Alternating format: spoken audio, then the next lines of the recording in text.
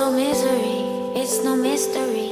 And you and I, we got history, yeah. So I'm gonna wrap my caps. I had somebody hit my car, parked on the side of the road, and scratched the shit out of it. So we're gonna wrap it in carbon. Now that one was obviously easy to get off because it snapped off. But it's still actually in one piece, believe it or not. So how you actually get these out to do the other one is you have to gingerly pry your mirror out without breaking it. That just pops off. And then there's two clips. So there's one up top here and here to the right. So you can use like a flathead, but that's it. It's just those two snaps and then the cap slides off. So, and then I'll show you how I'm gonna wrap it. Alright guys, so I don't know if you guys know or not, but I do vinyl decals as a business, so I do have this shit laying around. So I'm gonna kind of do this the cheaper way. Ideally you would want a heat gun. This should be hot enough though for what I'm doing. If I was doing the actual car and like not just the caps, I would definitely have a heat gun. Do it the definite optimum right way. But so this is just carbon vinyl. You can order this offline. I just have it laying around, so that's cool. And then, so I'm cutting out squares basically. That'll be enough to encompass the whole thing. And I'm gonna lay it on there like that first. So with the cap, basically I'm gonna peel this and I'm gonna just start by on the smoothest, biggest part. I'm gonna, you know, smooth that in and then up to the edges, and then that's where we're gonna use the heat from the hair dryer. And then obviously your squeegee, or for my instance here, I'm just going to use the credit card. I'm trying to do it in a way that your average everyday person would most likely do it, not having the tools that I have around, so I'm going to do it as such. So next I'm going to start wrapping this, and then I'll show you how I start that, and then we're just going to, you know, smooth it all the way around and in, and heat it up on the edges and get it as snug as we can. Now obviously to get the optimum stick, you're going to want to clean these off, use your degreaser. So these are already clean, and then yeah, you can wrap from there. Alright, so this is kind of how it's starting here. So, you know, you put on your big piece first, flatten it out as best you can. Just using my fingers for now. You want to make sure you don't get any creases, and get it spread outward as far as you can, while being flat and not getting any of those creases. If you get a crease, you can just pull it up and kind of start from where the crease started again. So when you're doing this, guys, it's easiest to work towards one direction. So obviously we started on the front. I worked towards the front first because this was a little easier. Now this I can adjust once I'm done this back stretch, but now on this one, so I kind of came from the back hand corner because this was already up at the top, so that was done in my mind.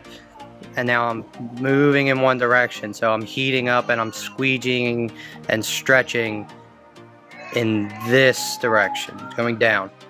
So it's pulling it all nice and tight all the way around, because once you heat it up you can stretch it and really get it tight. And then it does help, you definitely want to get air release vinyl when you do this, because as you heat it up it'll allow kind of some of those more minuscule folds. It'll kind of easily allow you to work out the air bubbles underneath. But you can tell it goes on really nice once you stretch it and heat it, and you just work it, and just keep going until, you know, you're done. Heat, stretch, work out the kinks, repeat, keep going until you're all the way to the edge, and then you just cut off the excess.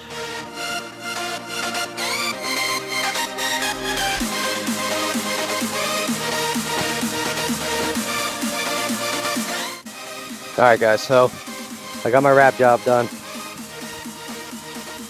So all said and done, this is what it came out to look like. Took me probably an hour each cover. It's the first time I ever did it though, and it is not extremely perfect. It was a bitch once I got to this corner.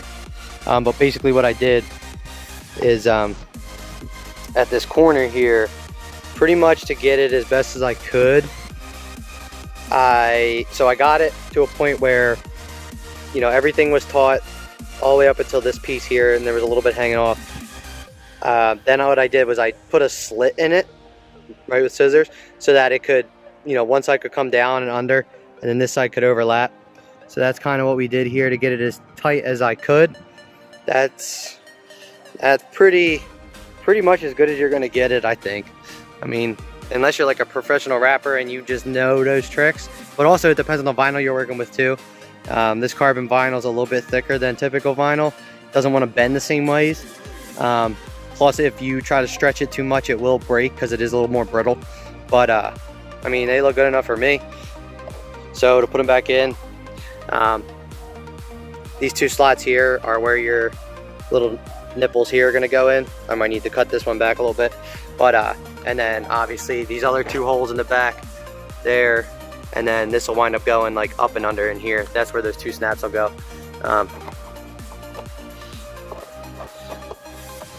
So it's easiest to make sure those bottom ones are in first and make sure it's coming in straight. Like I said, I might need to cut this one. Yeah, I'm probably gonna have to cut this one. All right, so give me a second on that one. I'll cut that, but let me show you with this one. So you want to make sure that those little nipples, I guess, are exposed a little bit up top, and then these are the other ones that are going in. But when I put them back on yesterday, to see, you definitely need to make sure these bottom slots are in first, because it will click in without them being on there.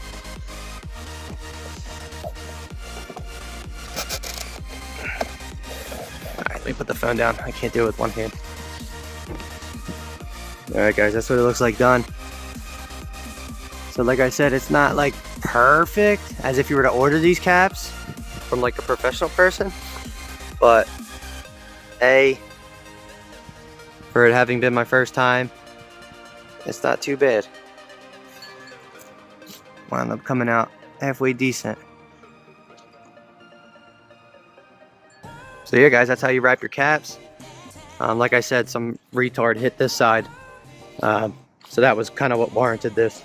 But now what I'll probably do is wrap the these bottom slats here, because when I got in the accident, one of these is a different color from when friggin' body shop fixed them.